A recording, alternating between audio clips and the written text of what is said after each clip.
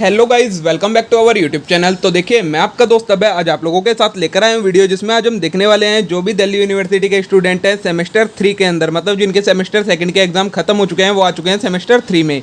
तो उन लोगों के पास एक सब्जेक्ट हैगा जो भी बीकॉम और बीकॉम ऑनर्स के स्टूडेंट हैं। सब्जेक्ट का नाम है फाइनेंशियल मैनेजमेंट। तो मैं आज आप लोगों के साथ लेकर आया हूँ उसकी यूनिट नंबर 2 है जो कैपिटल बजटिंग डिसीजन, उसकी वीडियो का पार्ट नंबर 2। पार्ट नंबर 1 में हमने इससे पहले का सारा कंटेंट जो आपके सिलेबस में है सेमेस्टर 3 के एग्जाम में आएगा, वो सारा मैं पार्ट 1 में कवर करवा चुका हूँ। आज हमें स्टार्ट करना है techniques of capital budgeting topic से।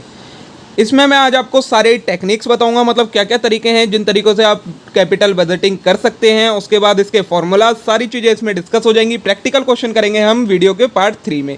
तो चलिए बिना देर के शुरू करते हैं हम अपनी आज की वीडियो। लेकिन उससे पहले अगर आपने अभी तक चैनल को सब्सक्राइब ना करा हो तो चैनल को जरूर सब्सक्राइब कर लें, वीडियो को लाइक करना ना भूलें, अपने सभी दोस्तों के साथ शेयर करना ना भूलें। तो चलिए शुरू करते हैं हम अपनी आज की वीडियो और देखते हैं इस कंप्लीट यूनिट को। तो देखिए, टेक्निक्स ऑफ कैपिटल बजटिंग में हमारे पास पहली टेक्निक आती है जिसका नाम है पेबैक पीरियड। तो refers to a period in which project will generate necessary cash to reoccupy initial investment. तो देखिए, पेबैक पीरियड क्या होता है? पेबैक पीरियड एक वो पीरियड होता है, वो टाइम पीरियड जिसके अंदर जो कंपनी ने या फर्म ने जितना पैसा लगाया था स्टार्टिंग में प्रोजेक्ट में, कितने टाइम के अंदर प्रोजेक्ट उस सारे पैसे को रिकवर कर लेगा जो इन्वेस्टमेंट इनिशियली करी थी। उस इन्वेस्टमेंट को कितने टाइम पीरियड में प्रोजेक्ट रिकवर कर लेगा, उस टाइम पीरियड को कहा जाता है आपका payback period. Actual payback period more than estimated payback period. ये बोला है अगर एक्चुअल पेबैक पीरियड जितना कंपनी ने एस्टिमेट करा था कि इतने टाइम के अंदर प्रोजेक्ट से पैसा आ जाएगा, और एस्टिमेटेड जो पेबैक पीरियड है और जो एक्चुअली में लगा है, मतलब एक्चुअल में कितने टाइम में आया है, उसके बेसिस पर हम इस प्रोजेक्ट को एक्सेप्ट या रिजेक्ट करते हैं। फॉर्मूला होता है पेबैक पीरियड निकालने का। देखिए क्या होता है, when the annual expected cash flow after tax are uniform over the useful life of the project. मतलब आपका जो कैश फ्लो है, जब आपने पहले पैसा लगा दिया उसके बाद अब जब आपके पास पैसा आना शुरू हुआ, तो अगर हर साल इक्वली पैसा आ रहा है प्रोजेक्ट से, तो उसके लिए फॉर्मूला लगाओगे आप total initial capital investment upon में annual expected cash flow after tax. मतलब आपने स्टार्टिंग में कितना पैसा लगाया था और आपको हर साल कितना मिल रहा है, इन दोनों को डिवाइड करेंगे तो आपके पास पेबैक पीरियड आ जाएगा। वहीं दूसरा है when the annual expected cash flow after tax are not uniform over the useful life of project. अगर जो एनुअल कैश फ्लो आ रहा है, मतलब जो आपको एनुअल रिटर्न मिल रहा है प्रोजेक्ट से, वो इक्वल नहीं मिल रहा है, मतलब यूनिफॉर्म अमाउंट नहीं मिल रही है, अमाउंट चेंज होती रहती है, कभी कुछ अमाउंट आती है कभी कुछ अमाउंट। तो क्या करेंगे आप निकालने के लिए पेबैक पीरियड? तो the cumulative CFAT is to be calculated until the total is equal to initial capital investment and period in which cumulative cash flow is equal to initial outflow is known as payback period.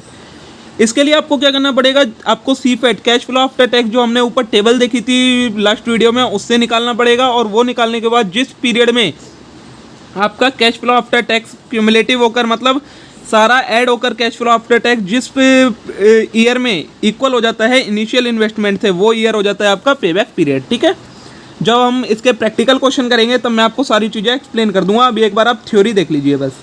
Second आता है हमारा technique accounting rate of return. ये क्या होता है, as per this method capital investment proposal are जज on basis of their profitability. ये एक मेथड है जिसमें हम क्या करते हैं, जो हम अपने इन्वेस्टमेंट प्रपोजल होते हैं उन्हें किस बेसिस पर जज करते हैं कि उनसे प्रॉफिटेबिलिटी हमें कितनी मिल रही है। For this capital employed and expected income are determined according to commonly accepted accounting principle. इसके लिए हम क्या करते हैं, हमें कितनी कैपिटल एम्प्लॉयड करी है और उससे हमें कितनी इनकम हो रही है, इन दोनों को मेजर करते हैं, डिटरमाइन करते हैं and practice over the entire economic life of project, then average yield is calculated. और फिर हम उनसे देखते हैं कि हमें एवरेज यील्ड कितनी मिल रही है, मतलब हर ईयर कितना रिटर्न उनसे आ रहा है। ये चीज़ देखकर हम जब फाइंड करते हैं तो उसे कहा जाता है अकाउंटिंग रेट ऑफ रिटर्न। इसमें देखिए, return less than minimum desired rate of return is rejected. अगर हमें जितना हमने सोचा था उससे कम रिटर्न मिलने के हमारे पास सिम्टम्स आ रहे हैं तो फिर हम उस प्रोजेक्ट को रिजेक्ट कर देते हैं। फॉर्मूला क्या होता है अकाउंटिंग रेट ऑफ रिटर्न निकालने का? तो average annual net income upon में इन्वेस्टमेंट कर देते हैं तो हमारे पास अकाउंटिंग रेट ऑफ रिटर्न आ जाता है। एवरेज एनुअल नेट इनकम मतलब हमें हर साल कितना पैसा मिल रहा है और हमने इन्वेस्टमेंट कितनी करी है। टर्म यूज्ड है एवरेज एनुअल नेट इनकम कैसे निकालते हैं? तो accounting profit after tax and depreciation. Depreciation और टैक्स के बाद जो हमारे पास प्रॉफिट बचता है उसे कहा जाता है एवरेज एनुअल नेट इनकम। फिर the denominator can either be initial investment और average investment over the useful life of project. और जो ये नीचे इन्वेस्टमेंट दिया है, ये या तो आप इनिशियल इन्वेस्टमेंट ले सकते हैं, मतलब आपने स्टार्टिंग में कितना पैसा लगाया, या फिर आप एवरेज इन्वेस्टमेंट ले सकते हैं। एवरेज इन्वेस्टमेंट कैसे निकालोगे, original investment minus scrap value upon 2 plus additional working capital plus scrap value, ऐसे करके आपकी एवरेज इन्वेस्टमेंट आ जाती है। थर्ड टेक्निक आती है हमारे पास नेट प्रेजेंट वैल्यू। तो net present value is difference between present value of benefit and cost if NPV is positive accept project, if NPV is negative reject project. Net present value क्या होती है, आज के टाइम पर आपको जो benefit मिलने वाले हैं उनकी प्रेजेंट वैल्यू क्या है और जो आप कॉस्ट लगा रहे हैं वो कितनी है, इन दोनों को जब कंपेयर करते हैं तो हमारे पास आती है नेट प्रेजेंट वैल्यू। अगर हमारे बेनिफिट ज़्यादा आ रहे हैं आज के टाइम पर और कॉस्ट कम आ रही है तो हम उस प्रोजेक्ट को एक्सेप्ट कर लेते हैं, और अगर बेनिफिट कम आ रहे हैं कॉस्ट ज़्यादा आ रही है तो उस प्रोजेक्ट को रिजेक्ट कर देते हैं।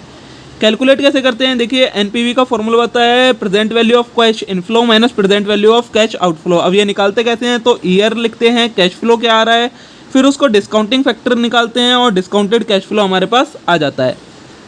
ये हो गई आपकी 3 टेक्निक्स। फोर्थ टेक्निक है आपकी प्रॉफिटेबिलिटी इंडेक्स। तो if present value method is used, the present value of earning of one project can not come directly with present value of earning unless another investment are of same size. क्या बोला है, अगर हम present value method use करते हैं अपने inflow को जानने के लिए, तो the present value of earning of one project, तो एक प्रोजेक्ट की प्रेजेंट वैल्यू से can not come directly with present value of earning unless another investment of same size. तो हम दूसरे प्रोजेक्ट की जो आपकी ये प्रेजेंट वैल्यू है वो नहीं पता लगा सकते अगर वो प्रोजेक्ट साइज में डिफरेंट है। तो in order to compare proposal of different size the flow of investment must be related. तो बोला है अगर हमें 2 डिफरेंट प्रोजेक्ट को कंपेयर करना है तो उसके लिए हमारे जो फ्लो ऑफ इन्वेस्टमेंट है वो एक दूसरे से किसी ना किसी टर्म में रिलेटेड होना चाहिए। तो this can be done divided present value of earning by amount of investment to given ratio called profitability index. तो हम ये कैसे करते हैं, तो हम जो प्रेजेंट वैल्यू ऑफ अर्निंग हमारे पास आती है उसे हम एक रेशियो से डिवाइड कर देते हैं जिसे हम कहते हैं प्रॉफिटेबिलिटी इंडेक्स। अब प्रॉफिटेबिलिटी इंडेक्स निकालते कैसे हैं, तो डिस्काउंटेड कैश इनफ्लो अपॉन में डिस्काउंटेड कैश आउटफ्लो आप कर दोगे तो आपके पास प्रॉफिटेबिलिटी इंडेक्स आ जाता है। इसी को हम प्रॉफिटेबिलिटी रेशियो भी कहते हैं जब हम इसको 100 से मल्टीप्लाई कर देते हैं। तो अगर प्रॉफिटेबिलिटी इंडेक्स 1 से ज़्यादा है तो प्रोजेक्ट को एक्सेप्ट कर लेंगे, प्रॉफिटेबिलिटी इंडेक्स 1 के इक्वल है तो भी एक्सेप्ट कर लेंगे, और प्रॉफिटेबिलिटी इंडेक्स अगर 1 से कम है तो इसे रिजेक्ट कर दिया जाएगा। ठीक है, नेक्स्ट है हमारा इंटरनल रेट ऑफ रिटर्न। तो in net present value method the required rate of return required rate of earning rate is selected in advance. तो जो नेट प्रेजेंट वैल्यू होता है इसमें हम क्या करते हैं, एक जो अर्निंग का रेट होता है उसे पहले से ही एडवांस में सिलेक्ट कर लेते हैं। There is an alternative method which finding earning rate at present value of earning equal the amount of investment. तो ऐसे ही हमारे पास एक रेट होता है जिसमें हमारे पास क्या होती है, जो प्रेजेंट वैल्यू ऑफ अर्निंग है वो हमारी अमाउंट ऑफ इन्वेस्टमेंट के इक्वल हो जाती है। तो thus IRR is the rate of return at which the sum discounted cash inflow equal to sum discounted cash outflow. तो इंटरनल रेट ऑफ रिटर्न वो रेट होता है जिस पर हमारा जो कैश इनफ्लो है वो इक्वल हो जाता है कैश आउटफ्लो के, तो उसे कहा जाता है आपका इंटरनल रेट ऑफ रिटर्न। ठीक है, तो अब देखिए इसको भी कैलकुलेट करने के 2 तरीके होते हैं। When cash flow are uniform, अगर हमें हर year annually equal cash flow मिल रहे हैं, मतलब इक्वल अमाउंट हमारी रिटर्न की आ रही है, तो in the cash of those project which generate uniform cash flow the IRR can be calculated by locating the factor in annuity table. तो एन्युटी टेबल की मदद से हम निकालेंगे कैसे, देखिए पहले divide the investment by annual cash inflow, the result is called factor and पे बैक। जितनी आपने इन्वेस्टमेंट लगाई थी उसे आप डिवाइड कर देंगे एनुअल कैश फ्लो, मतलब आपको हर साल कितना रिटर्न मिल रहा है उससे, तो आपके पास फैक्टर या फिर पे बैक आ जाएगा। Go across to row of year equivalent of table second and check up the close figure to fact above the certain rate. फिर आपको एन्युटी टेबल रेफर करनी पड़ेगी, उसमें आपको चेक करना पड़ेगा वो कहाँ पर आ रहा है। इफ़ IRR इज ग्रेटर और equal to minimum desired rate तो एक्सेप्ट कर लेंगे, और IRR अगर कम हो जाता है तो उसे रिजेक्ट कर देंगे। क्या बोला है, वही टेबल में चेक करना है आपके पास, वहाँ से आपको रेट मिल जाएगा। अगर आपने जितना सोचा था उससे ज़्यादा या उसके बराबर रेट है तो प्रोजेक्ट को आप एक्सेप्ट कर सकते हैं, वरना आप प्रोजेक्ट को रिजेक्ट कर सकते हैं।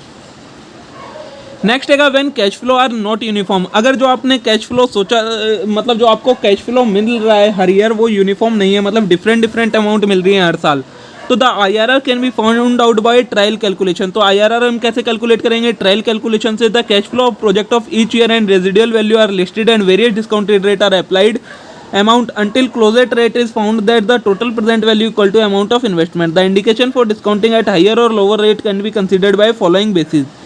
When discounting rate where there is positive NPV start rate and negative NPV end rate, IRR is obtained by interpolation as under.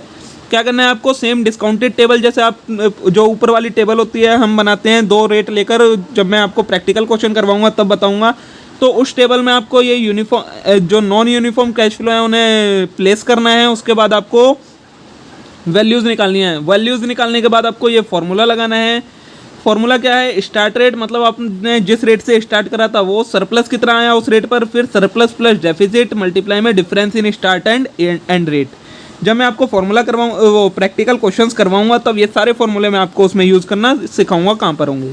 तो under this method it is presume that cash flow can be reinvested at internal rate of return IRR calculation are based upon the investment rate assumption IRR method assume reinvestment at IRR। तो अगर IRR आपका greater than equal है cut off rate के तो accept कर लेंगे आप project को, और अगर IRR कम है कट ऑफ रेट के तो आप प्रोजेक्ट को रिजेक्ट कर देंगे। ये आपके पास 5 टेक्निक्स पता लग गई हैं। छठी टेक्निक से हमारी डिस्काउंटेड पेबैक पीरियड। तो when payback period is completed after discounting the cash flow by pre determined rate is called discounted payback period. क्या बोला है, जब हम पेबैक पीरियड को कंप्यूट करें, मतलब पेबैक पीरियड निकालें कैसे, डिस्काउंटिंग कैश फ्लो का यूज़ करके, तो उसे कहा जाता है आपका डिस्काउंटिंग पेबैक पीरियड। इसकी कैलकुलेशन सब कुछ सेम रहेगा जो पेबैक पीरियड का होता है, बस आपको ये टेबल में डालना है। तो देखिए ईयर आएगा आपका कैश फ्लो आफ्टर टैक्स, मतलब कितना कितना कैश फ्लो आ रहा है, फिर आप एक पीवी फैक्टर लेंगे, फिर उससे आपका डिस्काउंटेड कैश फ्लो आ जाएगा। ये कैसे आएगा, तो कैश फ्लो आफ्टर टैक्स को आप मल्टीप्लाई कर देंगे पीवी फैक्टर से, और फिर इन्हें क्यूमुलेटिव करते चलेंगे। जिस ईयर में इनिशियल इन्वेस्टमेंट के बराबर हो जाएगा ये क्यूमुलेटिव वाला, वही ईयर आपका हो जाता है डिस्काउंटिंग पेबैक पीरियड। ठीक है, तो देखिए दोस्तों, इसी के साथ हमारी ये यूनिट नंबर की थ्योरेटिकल पार्ट पूरा कंप्लीट हो जाता है। इसके अलावा आपके सिलेबस में इसमें कुछ भी नहीं दिया है, चाहे रेगुलर का स्टूडेंट हो, सोल का हो, एनसी वेब का हो, सभी का सिर्फ इतना ही सिलेबस में गिवन है। सारा थ्योरेटिकल पार्ट और फॉर्मूलाज मैंने आपको करवा दिए हैं। प्रैक्टिकल क्वेश्चन करवाऊंगा मैं इसके वीडियो के पार्ट 3 में। तब तक के लिए आप इस वीडियो को लाइक करें, चैनल को जरूर सब्सक्राइब कर लें। इस टाइप के और कंटेंट के लिए वीडियो को अपने सभी दोस्तों के साथ शेयर करना ना भूलें। Thank you.